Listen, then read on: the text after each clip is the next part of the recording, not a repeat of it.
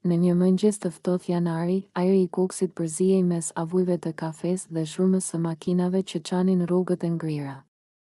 Arjani, një burr 36 vjeçar, ecte ngadalë drejt punës me duart në xhepa, i mbuluar me një xhaketë të vjetër gri. Ai punonte në ndërtim për kompaninë e një biznesmeni të njohur në qytet, Ilir Hotit, një burr rreth të 50-tave, i pasur, i fjalës dhe i respektuar nga shumë, por me një hije arrogance që e bënte të ftohtë dhe të rrezikshëm. Arjani nuk kishte shumë, por e donte jetën e tij të thjeshtë. Shtëpia e tij ishte modeste, në lagjen pranvera, ku jetonte me gruan, Arjetën, dhe djalin e vogël, Ermalin. Arjeta ishte një grua e bukur, me flokë të gjatë gështenjit dhe një buzëqeshje që dikur i ndriçonte çdo mëngjes. Dikur ajo ishte krenaria e Arjanit, por vitet e fundit diçka kishte ndryshuar. Ajo ishte bërë më e heshtur, më e ftohtë, dhe shpesh e shite në pasqyrë më gjatë se zakonisht. Në fillim, Arjani mendonte se ishte lodhjet, jeta, puna, djalin e vogël.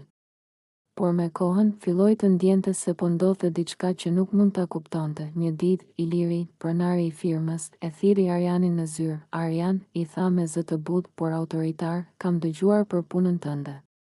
Të vlerësoj shumë. Ke duar të arta. Kam një projekt të ri. Më i madh se të tjerët dhe dua ty në krye të punimeve. Sytë e Arjanit shkëlqyen. Ishte një mundësi që mund t'i ndryshonte jetën. Faleminderit, zoti Ilir. Nuk do t'ju shgënjej, i tha me sinqeritet. Iliri qeshi lehtë, e di që jo. Dhe më pëlqen të ndihmoj njerëz të ndershëm si ti, por pas asaj dite, diçka filloi të ndryshonte ngadalë. Në mbrëmje, kur Arjani u kthye në shtëpi, gjeti Arjetën të veshur ndryshe. Nuk ishte më me rrobat e zakonshme të shtëpisë, por me një fustan elegant, sikur priste dik, po del diku. E pyeti me ton të butë, jo, thjesht doja të ndryshoja pak, ju përgjigj ajo, pa e parë në sy. Ati i dukej çudi, por nuk foli më. Ishte lodhur nga dita. Ndërkohë, telefoni i saj vibronte shpesh. Arjeta e mori me shpejtësi, duke kthyer shpinën. Arjani nuk donte të besonte keq. Kishte besim tek gruaja e tij, por një zë i vogël brenda e kafshonte. Pse nuk të sheh më në sy? Ditët kaluan dhe ndërsa Arjani punonte deri vonë në kantier, Arjeta filloi të shoqërohej gjithnjë më shumë me miq të rinj. Një ditë ajo i tha se do fillonte të ndihmonte në zyrat e kompanisë ku punonte ai, tek Iliri. Iliri më ofroi të punoj në administratë, tha ajo, me një buzëqeshje që e la Arjanin pa fjalë. Në fillim, ai u ndje krenar. Gruaja e tij do të punonte në të njëjtin vend, në një kompani serioze. Por thellë, diçka e shtrëngoi në gjoks.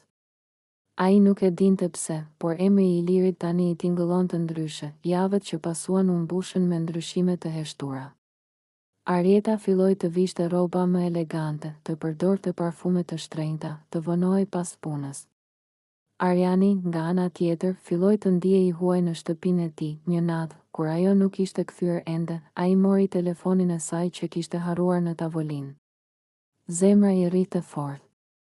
Ai nuk kishte bërë kurrë diçka të tillë më parë. Kur e hapi, gjeti një mesazh të thjeshtë: do vi nesër më herët në zyrë, dua të shoh para të tjerëve. Arjanit ju duk sikur i iku toka nën këmbë.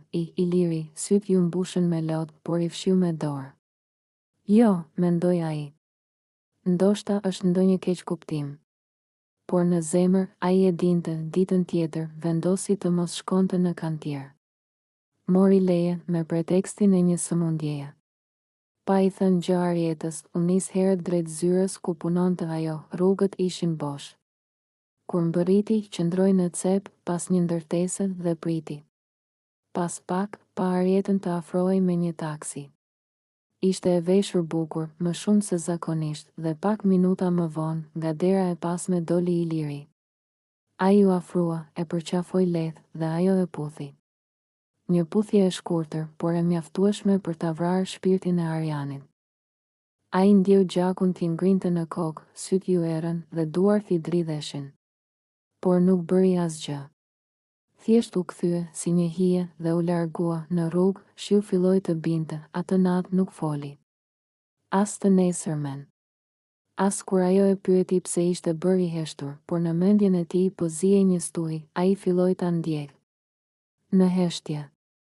Një ditë, një mik i tij që punonte në sigurime, i tha se kishte parë Arjetën në makinë me Ilirin, në rrugën drejt Prizrenit. Mos më fut në telashe, Arjan, i tha miku, por më mirë shiko me sytë e tu. Dhe ai vendosi të bëj pikërisht këtë. Një javë më vonë, Arjeta i tha se do të shkonte në Tiranë për një seminar me kompaninë. Arjani e përqafoi, e puthi dhe i tha, kujdes, mos haro të më marrësh kur të mbërish, por ai e dinte se ajo nuk do shkonte në seminar. Në mëngjesin e nesërm, u nis pas saj. Me një makinë të marrë borxh, e ndoqi në heshtje nga larg. Në rrugën e kombit, zemra i rritë aq fort sa mezi i merrte frym. Në afërsi të Kuksit të ri, ajo ndaloi në një hotel të vogël buz rrugës. Pas saj mbërriti një tjetër makinë, një Mercedes gri. Nga makina zbriti Iliri, Arjani qëndroi për disa minuta në vend. Gjithçka brenda tij luftonte, dashuria, urrejtja, poshtërimi, pastaj doli nga makina, recepcionisti u hutua kur e pa të hyj si stuj, dhoma 203. Tha Arjani me zë të ulët, zotëri, ju nuk mund të, por ai nuk e la të mbaronte.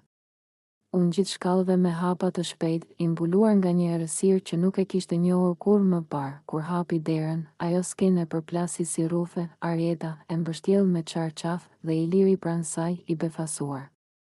Një heshtje therrse ra në dhomë, Arjan. Përshpëriti ajo, me një zë që dridhej, mos, tha ai, duke ngritur dorën.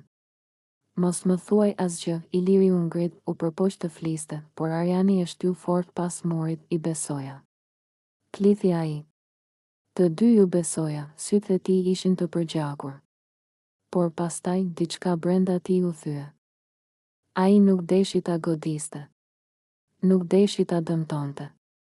Thjesht doli dhe la pas një grua që qante dhe një burr që nuk dinte si të fliste, rrugës për në shtëpi, shiu sërish binte. Arjani ndaloi makinën buz liçenit të Fierzës. Zbriti dhe qëndroi për orë të tëra duke parë ujin, e kuptoi se dashuria mund të bëjë të fortë, por tradhtia të shkatëron përgjithmonë. Në atë moment, vendosi të mos kthehej më. Në ditët që pasuan, u zhduk. Nuk shkoi në punë, nuk u kthye në shtëpi. Vetëm pas 3 ditësh, një mik i tij e gjeti në një fshat të thellë të Tropojës, ku kishte shkuar të qetësohej. Çfarë do bësh tani? E pyeti miku. Nuk e di, u përgjigj Arjani. Ndoshta duhet të filloj nga e para. Pa atë. Pa gjithçka, në anën tjetër, Arjeta u përpoq ta kërkonte. Kishte turp, pendes, por edhe frikë. Iliri i mbylli dyert menjëherë. Ai nuk donte që skandali të shpërthente në qytet, por fjalët qarkulluan shpejt. Në Kukës, asgjë nuk mbetet sekret për shumë gjatë. Arjeta u bë objekt i përgojimeve, ndërsa Arjani u kthye në simbolin e burrit që i dhan plag në shpirt. Kishin kaluar 2 javë që nga ajo ditë e mallkuar në hotelin buz rrugës. Arjani nuk e dinte më çfarë dite ishte. Në fshatin e vogël të Tropojës, ku ishte strehuar, koha rrithë ndryshe. Zgjoheshin herët, mielin lopët, ndiznin zjarrin dhe heshnin shumë. Heshtja aty nuk të vriste si në qytet, të qetësonte. Ai jetonte në shtëpinë e një kushëriri të largët, gëzimit, i cili nuk i bëri shumë pyetje. Thjesht i tha, qëndro sa të duash, vëlla. Ne nuk flasim për plag, i shërojmë ngadalë, por plagët e Arjanit nuk ishin në trup. Ishin në shpirt. Çdo natë, para se të flinte, i vinte në sy imazhi i Arjetës, si e kishte parë atë ditë. Si ishte dridhur kur e kishte parë në derë. Ai nuk e dinte nëse ndjente më shumë urrejtje apo dashuri. Një mëngjes, gëzimi i la një letër mbi tryez. Ishte nga Arjeta, dora e saj e njohur dridhej mbi letrën e bardhë. Arjan, e di që nuk ke arsye të më dëgjosh, por të lutem lexo deri në fund. Nuk ka ditë që nuk qaj për atë që të bëra. Nuk e di pse ndodhi ashtu. Filloi si punë, si mirënjohje ndaj Ilirit për ndihmën që më dha. Pastaj u bë diçka që as vet nuk e kontrolloja, e di që më urren. Dhe ndoshta duhet. Por dua ta dish se çdo mëngjes zgjohem me mall për ty, për djalin, për gjithçka që shkatërova me duart e mia, mos mendo për mua. Mendo për veten. Mendo për Ermalin, të lutem, mos e lër djalin pa baba. Kur e mbaroi së lexuari, letra i ra nga duart. Ai ndjeu si diçka i digjej në gjoks, mos e lër djalin pa baba. Ato fjalë e goditën më fort se gjithçka tjetër, të nesërmen, u nis pa paralajmërim. U kthye në Kukës, qyteti duke i njëjtë, por për të çdo rrugë kishte kujtime. Çdo cep i kujtonte një pjesë të dashurisë së dikurshme, kur mbërriti te shtëpia, dera ishte e hapur. Brenda, Arieta po rrinte në tryez me kokën mbi duar. Kishte dobësuar shumë, kur e pa, ajo u ngrit menjëherë, syt ju mbushën me lot, Arjan. Të lutem. Përshpëriti, ai qëndroi në prag. Se di pse jam këtu, tha. Ndoshta për djalin. Ndoshta për të mbyllur diçka, e di që s'mund të më falësh, por... Më lejo të flas, ai uli syt. Fole mjaft. Çfarë mund të thuash më, ajo ju afrua ngadalë. Nuk dua që të më besosh. Dua vetëm që të dish se pendesa ime nuk do të mbaroj kur, Arjani e shikonte pa folur. Kishte brenda një stuhi, por fytyra e tij ishte e qetë si një gur, unë s'jam më gruaja që isha. As ti nuk je i njëjti. Por Ermalit i duhet baba i tij, në atë moment, nga dhoma tjetër doli djali i vogël. Ishte rritur pak, kishte flokë të çrregullt dhe sytë e Arjanit, babi. Tha me zë të ngrohtë. Do rish me ne, Arjani u ul në gjunjë. Djali i hodhi duart në qafë dhe ai s'mundi të mbante më lotët, ditët që pasuan ishin të vështira. Ata nuk flisnin shumë, por për hir të djalit, hanin në të njëjtën tavolinë. Heshtja mes tyre ishte e rëndë, por jo armiqësore. Ishte si një dhimbje e përbashkët që të dy e mbartnin në heshtje. Arieta u përpoq të gjente punë tjetër, larg Ilirit. Por lajmet kishin përhapur gjithçka. Në qytet, njerëzit nuk harrojnë lehtë. Një mëngjes, ajo mori vesh se Iliri kishte mbyllur kompaninë dhe ishte larguar jashtë vendit. E humbi gjithçka, i thanë në treg, Arieta nuk ndjeu kënaqësi. Vetëm boshllëk. Një mbrëmje, ndërsa po kthehej nga pazari, një makinë ndaloi pranë saj. Ishte Iliri, ai dukej ndryshe, i lodhur, me flokë të thinjur dhe sy të humbur. Dua të flas me ty, i tha. Nuk kemi më asgjë për të thënë, u përgjigj ajo, dua të kërkoj falje. Për gjithçka. E di që ta shkatërrova jetën, jo, Ilir. Nuk ma shkatërrove, ti e shkatërrova vet. Ai uli kokën dhe u largua pa thënë më asnjë fjalë. Ishte hera e fundit që ajo e pa, në javët që pasuan, Arjani filloi të kalonte më shumë kohë me djalin. E merrte në liçen, e mësonte të peshkonte, i tregonte histori. Për herë të parë pas shumë kohësh. Ndjeu një lloj paqeje, një natë, ndërsa po pinte kafe në verandë, Arieta u ul pranë tij. Nuk dua të kërkoj më falje, tha ajo me zë të qetë. Dua vetëm të di nëse ke akoma pak vend për mua në shpirtin tënd. Arjani e shikoi gjallë. Pastaj tha, nuk e di nëse mund të dua si më parë. Por ndoshta mund të fal. Ajo i vuri dorën mbi të tijën dhe qau në heshtje. Vitet kaluan. Arjani nuk e la kurrë më qytetin. Jetuan bashk, jo si më parë, por me një lloj respekti të heshtur.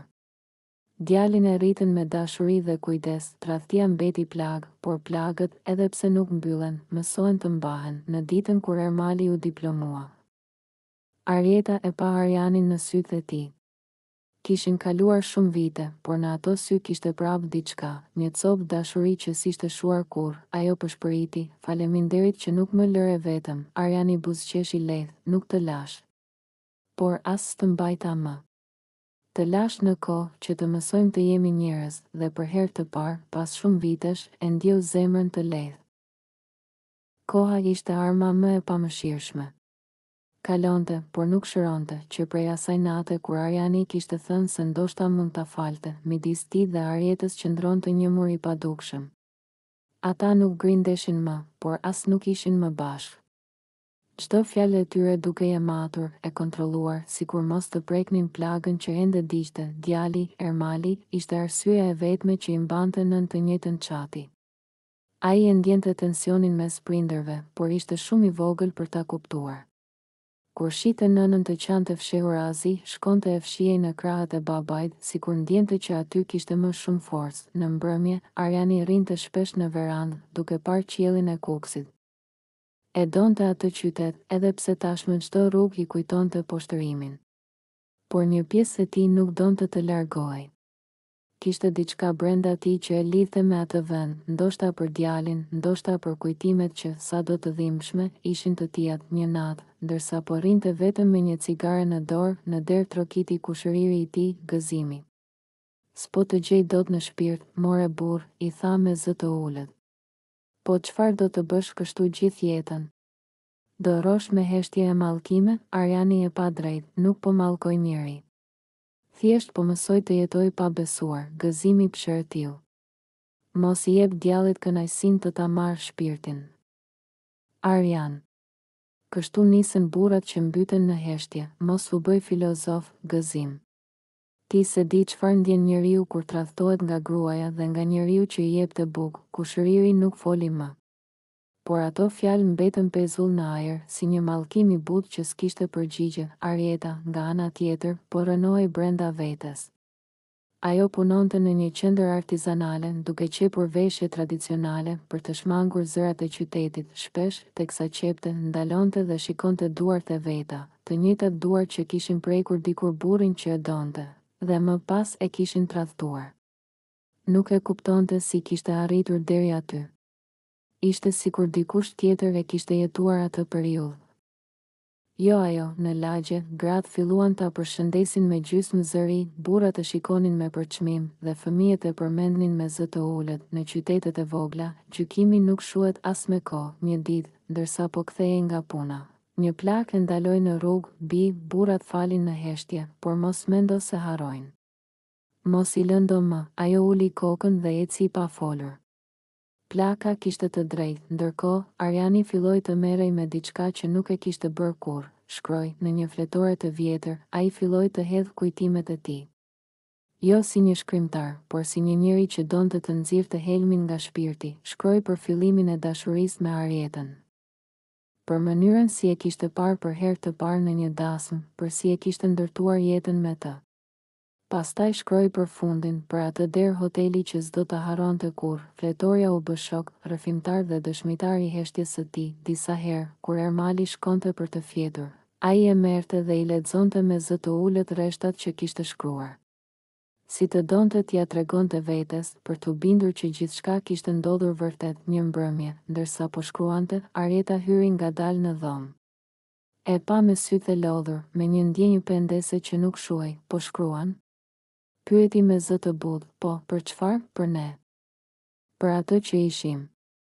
Dhe për atë që nuk jemi më. Ajo ul pranë tij, pa guxim ta prek. Nëse do ta ribrej jetën, do më doje përsëri? Ai ndaloi së shkruari, ndoshta po.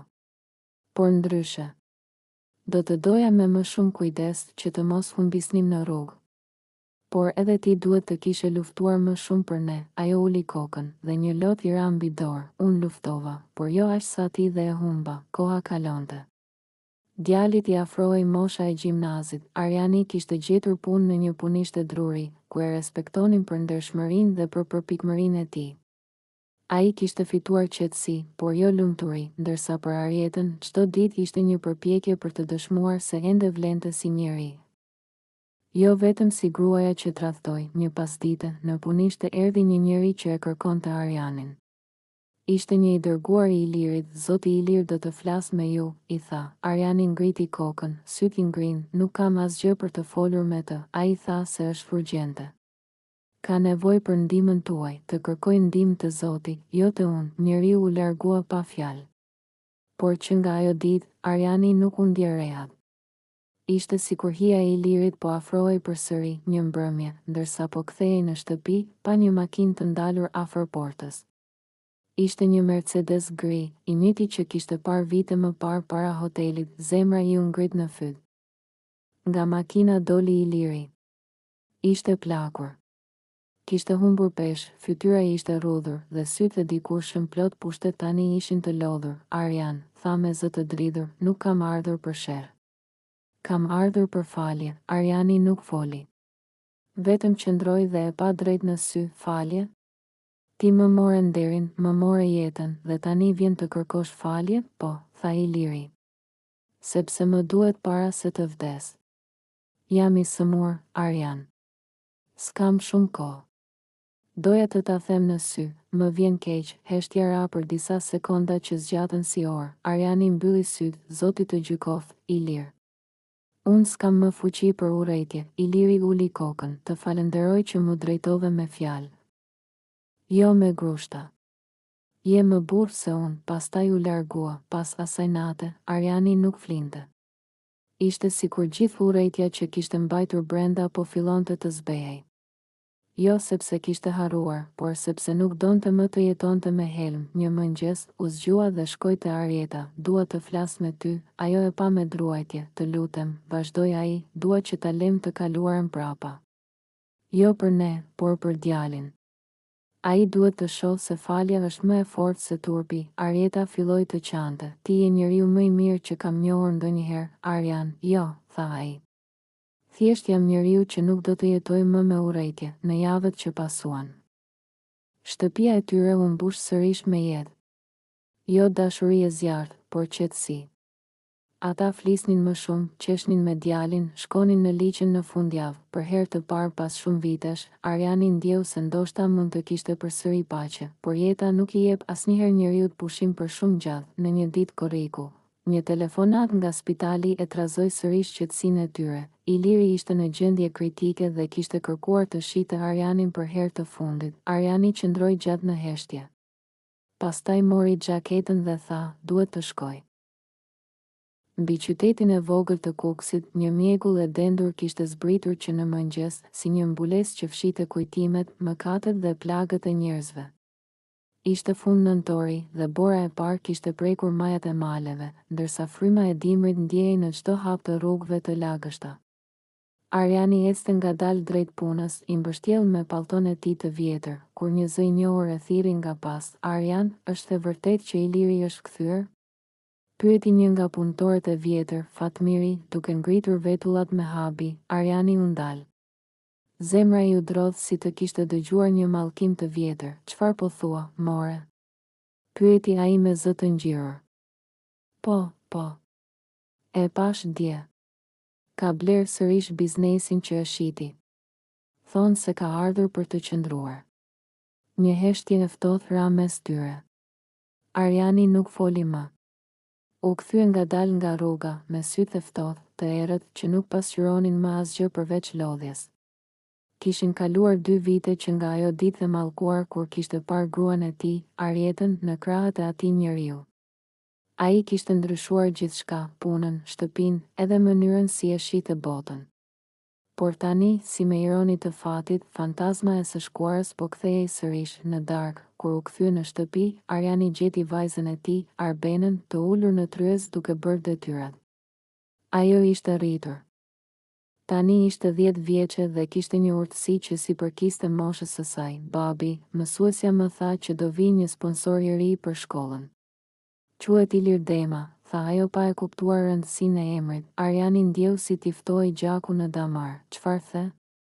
Pyeti I ngadalshëm. Ilir Dema. Do sjell libra dhe kompjutera për ne. Ai e mbylli syt, ishte ai. Kishte ardhur përsëri, dhe jo si një hije, por si një bamirës, në anën tjetër të qytetit, në një apartament të vogël. Arjeta rrinte përballë pasqyrës. Nuk ishte më ajo gruaja e dikurshme, me flokë të lyer e sy të mbushur me krenari. Kishte humbur peshë, fytyra I ishte zbehur dhe syt I mbanin gjithmonë poshtë. Punonte në një qendër qepjeje dhe jetonte vetëm, pa askënd përveç kujtimeve. Kur dëgjoi lajmin për kthimin e Ilirit, diçka në të u drodh. Zemra I rahu fort, jo nga dashuria, por nga frika. Kishte kaluar 2 vite që nuk e kishte parë, por zëri I tij, duart e tij, shikimi që dikur e kishte bërë të ndjehej e zgjedhur, tani I dukej si hija e djallit. Një ditë, teksa po dilte nga puna, një makinë e zezë u ndal para saj. Xhami zbriti ngadalë dhe një zë I njohur foli, Arjeta. Ajo ngriti syt. Ishte ai. Iliri, me flokët pak gri, por me të njëjtën buzëqeshje të ftohtë. S'do më thuash më mirë se erdhe? Tha ai me një ton ironik. Arjeta s'u përgjigj. Çfarë do prej meje? Tha më në fund, duke u dridhur, asgjë që s'është jote, Arieta. Vetëm dua të flasim. Dy njerëz që dikur kanë pasur diçka. Ajo u largua pa kthyer kokën, por ai buzëqeshi, e dinte që ajo nuk do mund ta harronte lehtë. Në ditët që pasuan, qyteti filloi të përmendej me zë të ulët. Iliri është kthyer për Arietën, thoshin disa. Jo, ka ardhur për t'i marrë gjithçka Arianit, thoshin të tjerë. Në kafene, burrat flisnin me zë të ulët, ndërsa gratë bënin thashetheme me sy të shkëlqyer nga kurreshtja. Një pasdite, Iliri u shfaq në ndërtimin ku punonte Ariani. Shumë vite pa u parë, tha ai me një ton të qetë. Sikur asgjë s'kishte ndodhur, Ariani u kthye me duar të pista nga betoni, sytë e tij plot urrejtje të ftohtë. Nuk kam asgjë për të thënë, tha shkurt, e di. Por ndoshta duhet. Kam ardhur të investoj këtu. Do më duhet bashkëpunimi yt. Ariani qeshi hidhur, pas gjithçkaje që bëre. Ti ke guxim të kërkosh bashkëpunim nga unë? Nuk jam këtu për hakmarrje, Arian. Jeta është e gjallë. Gabimet ndodhin. Gruaja jote. Ishte vetëm një kapitull që s'duhej hapur. Në atë moment, një zhurmë e fortë dëgjua. Një goditje e pastër e fuqishme. Grushti i Arianit i përplasi fytyrën e Ilirit, i cili u rrëzua në çimento. Mos guxo të përmendesh më gruan time. Tha Ariani me zë të ngjirur, duke u larguar, por kjo s'ishte fundi. Iliri, i ulur në tokë, fshy gjakun nga buzët dhe qeshi me ironi. Ai nuk kishte ardhur për biznes. Kishte ardhur për ta shkatëruar ngadalë, për ta bërë të vuante, për ta parë të humbiste gjithçka që i kishte mbetur, dhe plani nisi të marrë formë. Një natë, Arieta mori një letër në nder, nëse nuk më takon, do e humbasësh vajzën tënde për gjithmonë. Ajo e njohu shkrimin. Nuk kishte dyshim. Ishte Iliri, e tmerruar, doli në errësirë drejt vendit që ai kishte shkruar në letër. Ish depoja pranë liçenit. Kur mbërriti atje, ai e priste me cigare në dorë. Nuk dua probleme, tha ajo, as unë, u përgjigj ai. Vetëm dua ta di, a e ke harruar? Po. Dhe më vjen turp që të kam dashur ndonjëherë. Iliri buzëqeshi, e po, dashuria dhe turpi shkojnë bashkë ndonjëherë. Por mos haro. Unë e di çfarë fshe. Dhe mund ta përdor kundër teje nëse s'bëhesh pjesë e planit tim. Ajo ngriti syt, e hutuar. Çfarë plani? Për t'ia marrë gjithçka Arianit. Tani ai ka një kontratë ndërtimi me bashkinë. Dua ta dështoj.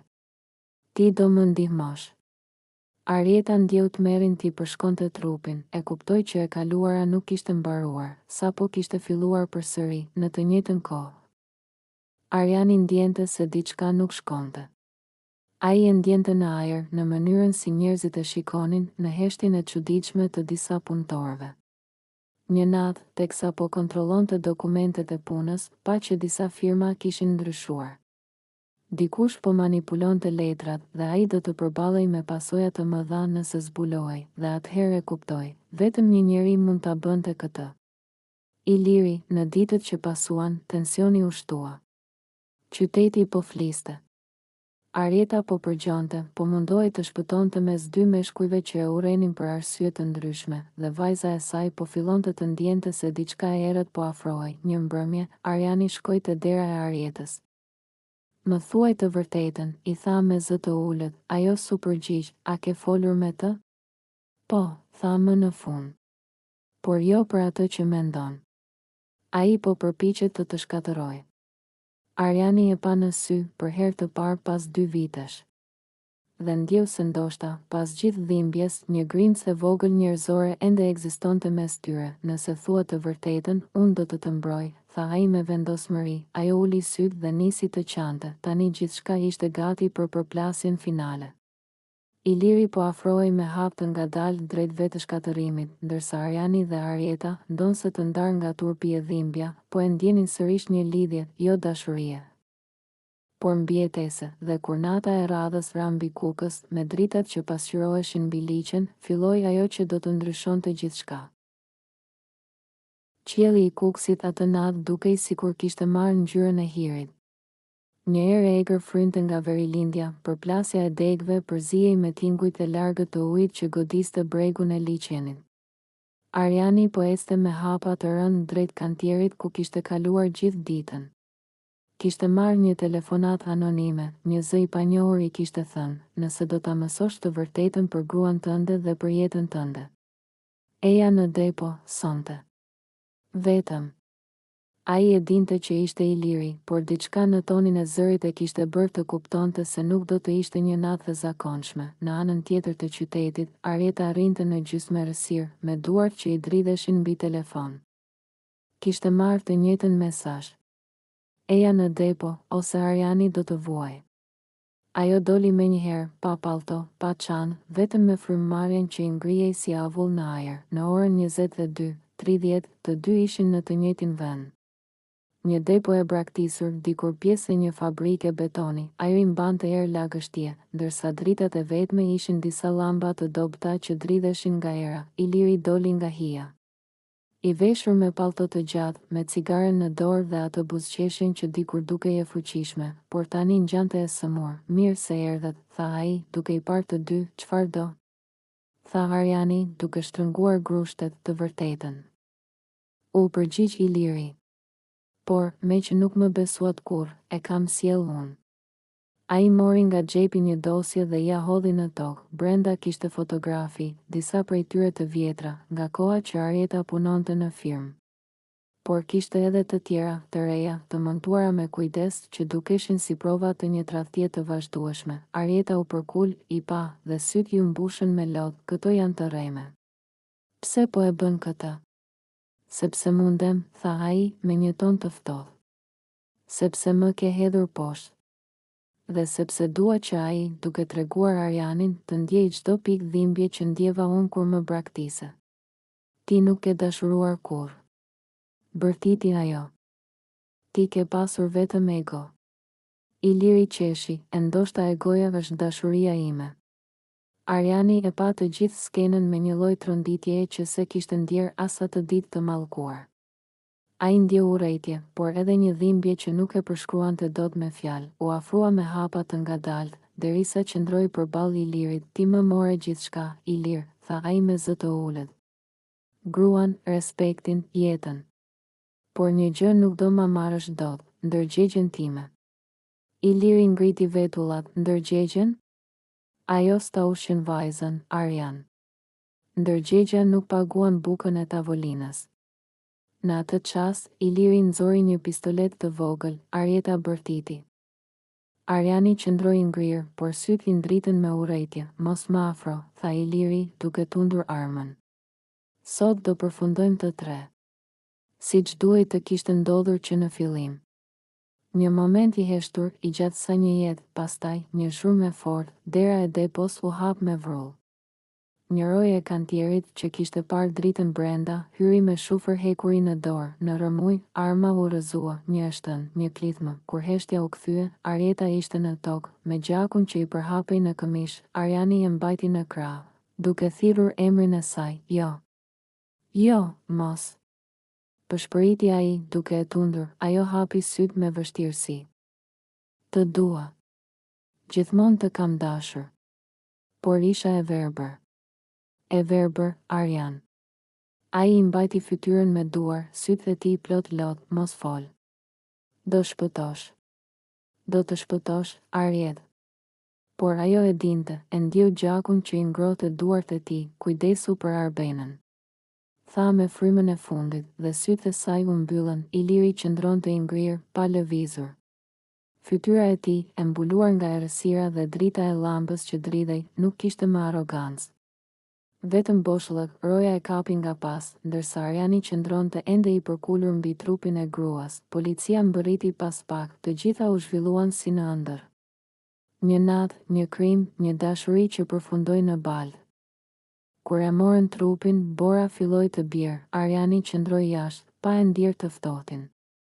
Sytë e tij ndiqnin makinat që largoheshin, derisa gjithçka u zhduk në mjegull. Ditët kaluan, qyteti u mbush me thashetheme, por ai nuk i dëgjoi më.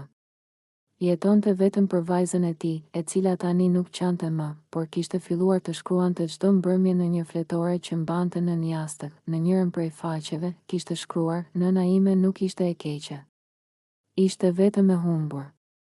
Si yjet kur i mbulon redh." Ariani e lexoi dhe qau në heshtje, nuk kishte më fjalë. Vetëm kujtime. Një vit më vonë, pranë liçenit, u ngrit një stol prej druri me një mbishkrim të thjeshtë. Për ata që u penduan vonë, por deshën me gjithë zemër. Dhe çdo mëngjes, një burr me flokë të thinjur dhe një vajzë me fletore në dorë, uleshin aty në heshtje, pa lot, pa fjalë, vetëm me frymëmarrjen e dy shpirtrave që kishin parë gjithçka, humbur gjithçka, dhe megjithatë, ende dinin të dashuronin. Pas ditës kur Arieta iku përfundimisht, shtëpia e Arianit mbeti bosh si një kështjellë e braktisur. Çdo mëngjes, dritat e diellit përplaseshin mbi dritaren e kuzhinës, por ai nuk I ndjente më si ngrohtësi, vetëm si një kujtim I një jete që nuk ekzistonte më. Në fillim, çdo cep I shtëpisë I dukej si plag. Karrigia ku ajo rrinte, jastëku me aromën e parfumit të saj, filxhani I kafes që dikur ndanin çdo mëngjes, Ariani e kaloi dimrin me heshtje. Nuk qau më. Ishte sikur kishte harruar si të qante.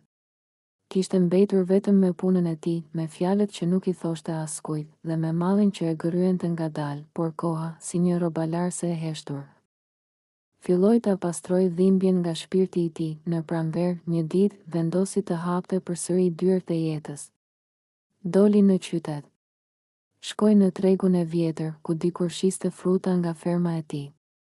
Një tregtare e re, me sy të qetë dhe buzëqeshje të ngrohtë, I ofroi ndihmë për të vendosur arkat.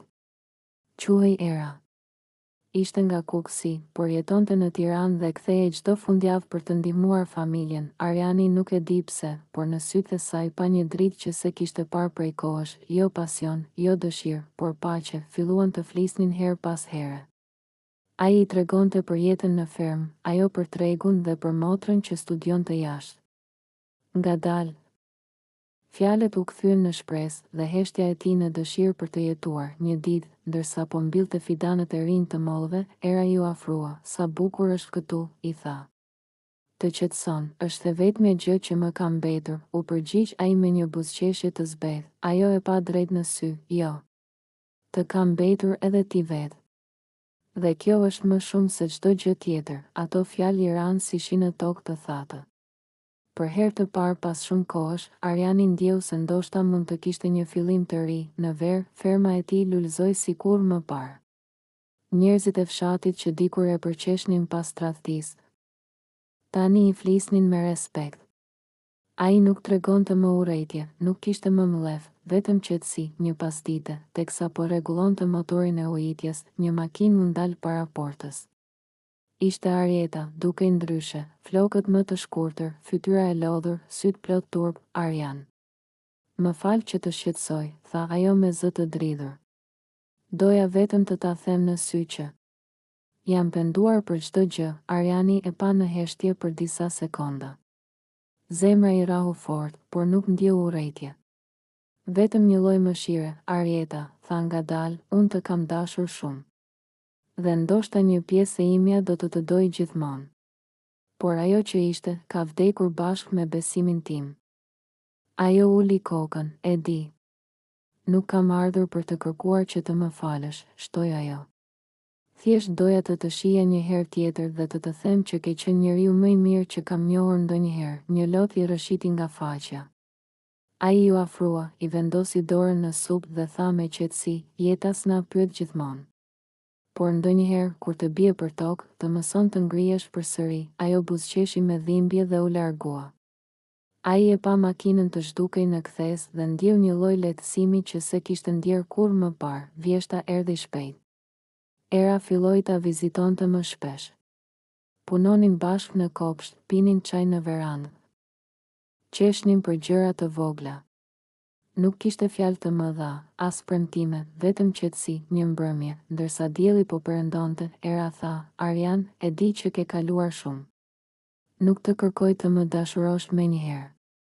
Por e ndjej që mund të më lejoni të jem pjesë e jetës tënde." Ariani e pa gjatë, pastaj I zgjati dorën. "Nuk të premtoj dashuri," I tha. por të premtoj sinqeritet. Dhe ndoshta, me kohë. Gjithçka tjetër do vi vetë, era ja kapi dorën dhe buzëqeshi. Në atë çast, dielli u fshe pas maleve dhe qielli u mbulua me nuanca portokalli. Ishte sikur natyra vetë dhe bekonte fillimin e tyre të ri. Në dimrin që pasoi, Ariani e kuptoi se jeta mund të rindërtohet edhe mbi rënoja. Ai nuk e fshiu të shkuarën, e pranoi, si një plagë që tashmë kishte pushuar së gjakosuri. Në mbrëmje, kur rrinte pranë xhakut dhe dëgjonte zërin e erës që lexonte libra, ndjente një qetësi që se kishte njohur kurrë më parë. Diku brenda tij, dhimbja u kthye në forcë. Dhe dashuria e humbur në mësim. Ndoshta jeta nuk I jep gjithmonë njerëzit që duam, por na jep ata që kemi nevojë për të rilindur.